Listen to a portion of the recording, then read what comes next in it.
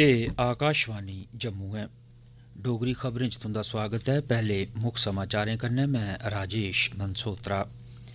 राष्ट्रपति द्रौपदी मुर्मू होरें आखेआ है जे भारत गी आत्मनिर्भर ते विकसित राष्ट्र बनाने लेई महिलाएं दा सशक्तिकरण जरूरी है।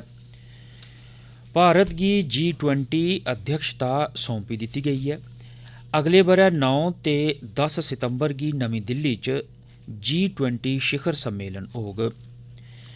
भारत ते फ्रांस ने रक्षा, नागरिक परमाणु ऊर्जा, बपार ते निवेश आह्ले खेत्तरें च सहयोग दा जायजा लैता।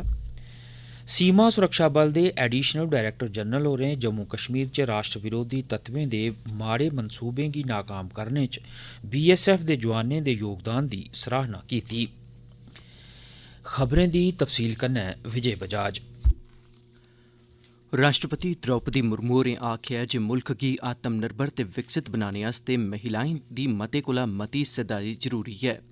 अज्ज मध्य प्रदेश दे भोपाल च महिलाएं दे आप सहायता समूहें दे सम्मेलन गी संबोधित करदे होई राष्ट्रपति होरें आखेआ जे नेहा माहौल बनाने दी लोड़ ऐ जेह्दे च महिलां अपने आपै गी आज़ाद ते निडर महसूस करी सकन ते अपनी प्रतिभा दा पूरा इस्तेमाल बी करी सकन।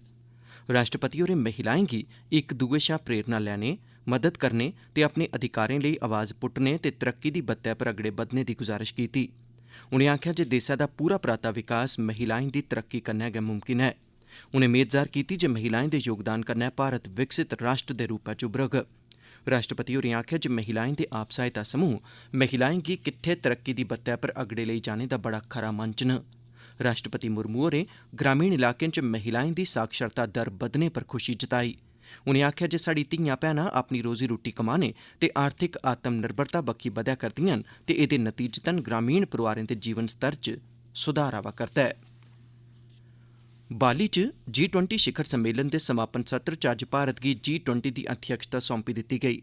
इस मौके पर इंडोनेशिया दे राष्ट्रपति होरें प्रधानमंत्री नरेंद्र मोदी होरें गी प्रतीकात्मक रूप कन्नै G20 दी अध्यक्षता सौंपी। मोदी होरें इस मौके आखेआ जे एह् हर भारतवासी लेई बड़े मान्नै आह्ली गल्ल ऐ कीजे भारत G20 दी अध्यक्षता सांभा करदा ऐ। उनें आखेआ जे भारत नेह् समें G20 दा प्रभार ग्रहण करा'रदा ऐ जिसलै दुनिया भूगोलिक राजनीतिक तनोतनी, आर्थिक मंदी, खाने पीने आह्लिएं चीजें ते ऊर्जा दिएं बधदिएं कीमतें ते महामारी दे लम्मी अवधि आह्ले माड़े नतीजें कन्नै संघर्ष करा'रदी ऐ। उनें दुनिया भरै दे नेताएं गी विश्वास दोआया जे भारत दी G20 दी अध्यक्षता समावेशी, महत्वाकांक्षी, नतीजाकुन ते असरदार होग। मोदी होरें आखेआ जे अगले इक ब'रे च भारत दी एह् कोशश होग जे G20 समूह किट्ठे रलियै वैश्विक सतह पर कम्म करै। पर्यावरण करी पैदा चुनौतिएं बारै प्रधानमंत्री होरें आखेआ जे कुदरती साधनें स्रोतें दा अपना अधिकार स्थापित करने दी भावना करी गै संघर्ष बधा करदे न ते इ'यै पर्यावरण दी माड़ी हालत दी मुक्ख वजह बनी गेदा ऐ। उनें आखेआ जे पर्यावरण लेई जीवन शैली अभियान इस समस्या दे हल च बड्डा योगदान देई सकदा ऐ। प्रधानमंत्री होरें आखेआ जे वैश्विक विकास महिलाएं दी हिस्सेदारी बगैर मुमकिन नेईं ऐ। उनें इस गल्लै पर चेचा जोर दित्ता जे महिलाएं दे नेतृत्व च विकास G20 दी प्राथमिकता होनी लोड़चदी ऐ। उनें आखेआ जे शांति ते सुरक्षा दे बगैर भविक्ख दियां पीढ़ियां आर्थिक विकास या नमिएं तकनीकें सरबंधी नमिएं काड्डें दा लाह् नेईं हासल करी सकङन। प्रधानमंत्री होरें आखेआ जे G20 वैश्विक स्तर पर तब्दीलिएं लेई इक प्रेरणा देने जोग भूमिका निभाग। ध्यानजोग ऐ जे भारत बक्ख-बक्ख राज्यें ते शैह्रें च G20 समूह दियां बैठकां आयोजित करोग ते इत्थें औने आह्ले परौह्नें गी भारत दी अनोखी बन्न-सबन्नता, समावेशी परंपरा ते सांस्कृतिक समृद्धि दा एहसास करोआग। अगला G20 शिखर सम्मेलन अगले ब'रे 9 ते 10 सितंबर गी नमीं दिल्ली च होग। प्रधानमंत्री नरेंद्र मोदी होरें आखेआ जे भारत दुनिया भरै च नमिएं काड्डें आह्ले इक प्रमुख केंद्र दे रूपै च उभरियै सामने आवा करदा ऐ। अज्ज वीडियो संदेस राएं 3 ध्याड़ें दे बेंगलुरु टेक सम्मेलन दा उद्घाटन करदे होई श्री मोदी होरें आखेआ जे भारत च टेक्नोलाजी, बरोबरी ते सशक्तिकरण आह्ली इक ताकत ऐ। उनें आखेआ जे भारत ने टेक्नोलाजी दा लोकतंत्रीकरण कीता ऐ ते इसी इक मनुक्खी पहलू दित्ता ऐ। उनें इब्बी आखेआ जे भारत टेक्नोलाजी दा इस्तेमाल गरीबी खिलाफ लड़ाई च करा'रदा ऐ। मोदी होरें आखेआ जे देसै च प्रधानमंत्री गति शक्ति ऑनलाइन GIS पोर्टल दे राएं मल्टी मॉडल कनैक्टिविटी यकीनी बनाइयै केईं खेत्तरें च कन्नो-कन्नी कम्म करने च मदद देआ'रदा ऐ। मोदी होरें इब्बी आखेआ जे टेक्नोलाजी कन्नै कोविड महामारी दौरान कोविन पोर्टल दा इस्तेमाल करियै देसै च सभनें शा बड्डा टीकाकरण अभियान चलाया गेआ हा। G20 समूह दे मुल्खें मौजूदा संघर्षें ते तनोतनी करी वैश्विक स्तर उप्पर खाद्य सुरक्षा लेई पैदा चुनौतिएं पर डूंह्गी चैंता जाह्र कीती ऐ। समूह ने कीमती मनुक्खी जिंदगियां बचाने, भुक्ख ते कुपोषण गी रोकने लेई फौरी कार्रवाई करने दी वचनबद्धता गी भी पक्का कीता।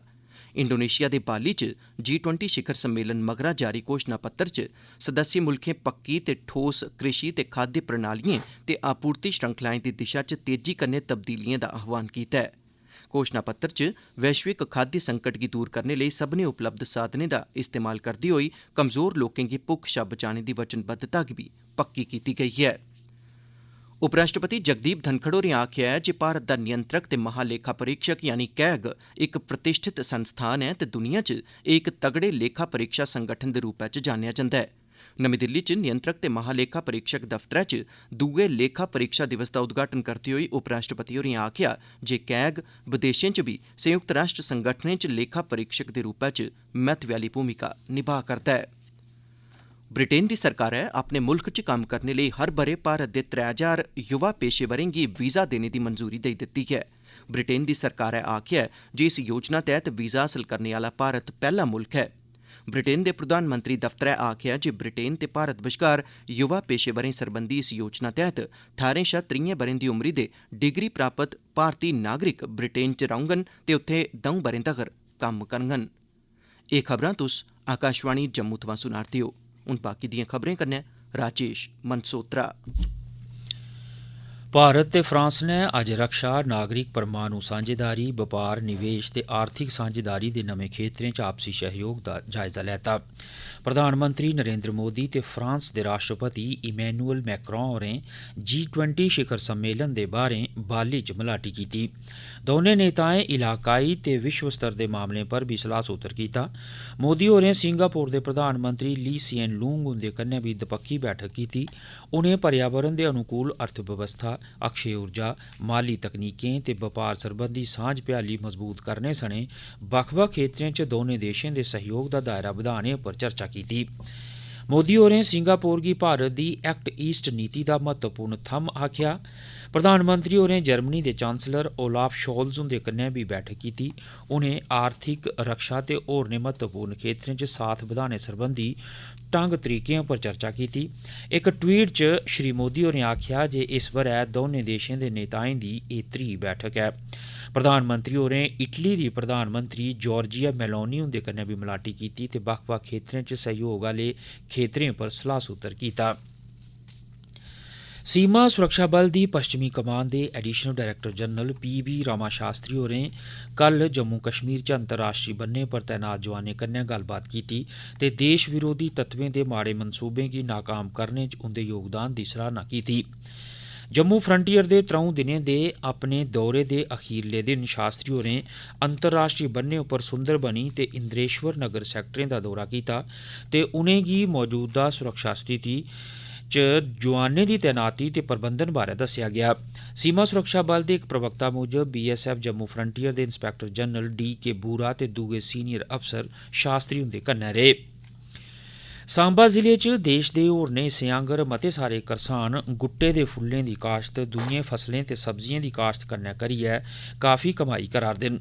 गुट्टे दी फुल्लें दी राई-बाई च महिला करसान भी बधी चढ़ियै हिस्सा लै'रदियां न। साढ़े संवाददाता सतपाल शर्मा होरें इस बारे च मुकामी करसानें कन्नै गल्लबात कीती। मेरा नाम शिव कुमार है ते मैं गोपाल ग्रां दा रौह्ने आह्ला। अस इस कम्म गी करदे लगभग 10-12 साल होई है। कोला पैह्ले अस सब्जी दी खेती करदे हे, जिसलै असें दिक्खेआ कि एह्दे च थोड़ा अच्छा मुनाफा होंदा है। 10-12 साल दे अस लगा करने आं। मेरा नाम आशा रानी, अस गोपाल ग्रां दे रौह्ने आह्ले आं ते अस खेतीबाड़ी करने आं। असें बोर कराए दे होए कोई 19-20 साल होई आ। पैह्ले अस सब्जियां लगांदे हे, ओह्दे सानूं मुनाफा घट्ट होंदा हा। हून अस फुल्ल लगाने आं, एह्दे कन्नै अस पूरा परिवार दा गुजारा करी सकने आं। उधमपुर जिले च भारत सरकार दी इंटीग्रेटेड सोशल सिक्योरिटी स्कीमें तैह्त समाज कल्याण विभाग आसेआ इक कैंप लग्गे दा ऐ, जेह्दे च बुजुर्ग, विधवा, दिव्यांग ते ट्रांसजेंडर पेंशनरें दे मामलें दी जांच करियै पोर्टल पर चाढ़ेआ जा'रदा ऐ। इस कैंप दा मकसद नमें नियमें तैह्त दस्तावेजें दी जांच करना भी ऐ। साढ़े जिला संवाददाता अनिल दुबे हुंदे कन्नै गल्लबात करदे होई समाज कल्याण अधिकारी उधमपुर कनिका गुप्ता होरें मती जानकारी दित्ती। इस पोर्टल का नाम jansugam.jk.gov.in, इस पे आप अप्लाई कर सकते हैं। अपने ओरिजिनल डॉक्यूमेंट्स अपलोड करें और वो डॉक्यूमेंट्स जो हैं, जो पहले आपको तहसील ऑफिसर के चक्कर लगाने पड़ते थे, अब आपकी वो सभी चक्कर खत्म हो गए हैं। आपको सीधे ऑनलाइन अप्लाई करना है, वो सीधे फाइल चली जाएगी TSO के पास। हमारा बस एक यही मकसद है कि जितने भी पेंशनर्स एग्जिस्टिंग हैं उनकी रीवेरिफिकेशन हो। आकाशवाणी जम्मू का प्रादेशिक समाचार एकांश पार्ट टाइम कॉरेस्पॉन्डेंट के पैनल ਲਈ उधमपुर ते किश्तवाड़ जिलें च रौहने आले ओकड़े मेदवारें थमां सादे कागज़ै पर आवेदन लै करदा है जिंदी उम्र 24 शा 45 ब'रें दे बश्कार है। PTC ਲਈ घट्ट शा घट्ट शिक्षा काबलियत पत्रकारिता च पोस्ट ग्रैजुएट डिप्लोमा या डिग्री या फ्ही पत्रकारिता के खेतर च 2 ब'रें दे तजर्बे दे कन्नै कुसै मान्यता प्राप्त यूनिवर्सिटी थमां ग्रैजुएशन होनी लोड़चदी है। मेदवार गी कंप्यूटर ते वर्ड प्रोसैसिंग दा ज्ञान, खबरां तैयार करने दे कम्मै च बरतोने आले उपकरणें दा ओहदे कश होना ते इलैक्ट्रॉनिक मीडिया लेई कम्म करने दा तजर्बा भी होना लोड़चदा है। आवेदन करने आले मेदवारें दी रिहायश सरबंधित जिला मुख्यालय जां नगर पालिका दी हद दे 10 किलोमीटर दे दायरे अंदर होनी लोड़चदी है। एह्दे लेई सभनें जरूरी दस्तावेजें कन्नै आवेदन दी कापी 3 नवंबर 2022 तक्कर इस पते उप्पर पुज्जी जानी चाहिदी। पता है the head of news, regional news unit, all India radio Panjtirthi Jammu, pin code 180001। इस बारै मती जानकारी प्रसार भारती दी आधिकारिक वैबसाइट prasarbharati.gov.in पर उपलब्ध है। अखीरै च खास खबरां इक बारी परती है। राष्ट्रपति द्रौपदी मुर्मू होरें आखेआ है जे भारत गी आत्मनिर्भर ते विकसित राष्ट्र बनाने लेई महिलाएं दा सशक्तिकरण जरूरी है। भारत गी G20 अध्यक्षता सौंपी दित्ती गेई है। अगले ब'रे 9 ते 10 सितंबर गी नमीं दिल्ली च अगला शिखर सम्मेलन होग ते भारत ते फ्रांस ने रक्षा, नागरिक परमाणु ऊर्जा, बपार ते निवेश आह्ले खेत्तरें च सैह्योग दा जायजा लैता है। एह्दे कन्नै गै खबरें दा एह् बुलेटिन समाप्त होआ।